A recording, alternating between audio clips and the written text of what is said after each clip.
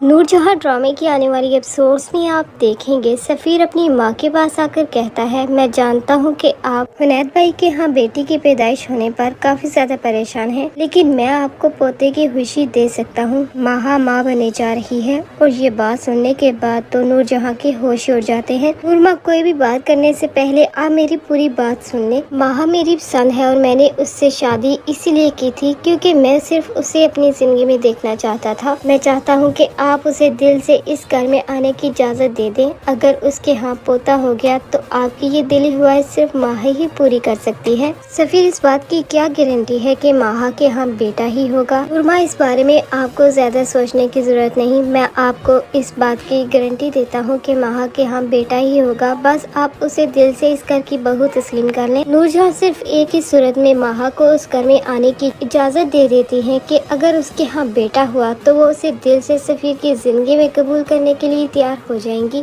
लेकिन अगर बेटी हुई तो उसी वक्त सफ़ीर उसे अपनी जिंदगी से निकाल देगा। सफ़ीर अपनी माँ की बात मान लेता है। इस तरह जब वो माहा के पास जाता है तो माहा उससे बात करने से भी इनकार कर देती है। हाँ, मैं जानता हूँ कि तुम्हें मेरे रवैये की वजह से किस कदर तकलीफ पहुँची, लेकिन मेरी बात समझने की कोशिश करो। तुम इतनी बड़ी बात मुझसे नहीं छुपा सकती। इस बच्चे पर मेरा भी उतना ही हक है जितना कि तुम्हारा। तुम्हें इस हालत में इस घर में मैं रहने की इजाज़त नहीं दे सकता। यहाँ पर तुम अकेली हो। मैं चाहता हूँ कि तुम मेरे साथ अपने घर चलो। अपना घर? कौन सा घर? किस घर की बात कर रहे हो तुम? पहले तो तुम ये कहते थे कि नूर माँ किसी सूरत पर मुझे उस घर में देखना तक नहीं चाहती, लेकिन अचानक उन्होंने अपना फैसला कैसे बदल दिया? हाँ, तुम्हें इस बारे में सोचने की ज्यादा जरूरत नहीं। मैं खुद अम्मी से बात कर ली है, वो तुम्हें उस घर में कबूल करने के लिए तैयार है। और सुम्बुल जो तुम्हारी पहली बीवी है, क्या तुम उसे अपनी जिंदगी से निकालने के लिए तैयार हो? सफ़ीर, माहा तुम्हारी खुशी के लिए, इस बच्चे के लिए मुझे किसी हद तक भी जाना पड़ा मैं जाऊंगा। सुम्बुल की तो मेरी जिंदगी में कोई जगह भी नहीं। ये बात सच है कि वो मेरी जिंदगी में सिर्फ इसी वजह से आई क्योंकि नूर माँ चाहती थी कि उनके पसंद की बहू उस घर में आए, लेकिन मैं उसे पसंद नहीं करता। मैं सिर्फ तुमसे मोहब्बत करता हूँ, तुम्हारे बगैर जिंदगी नहीं गुजार सकता।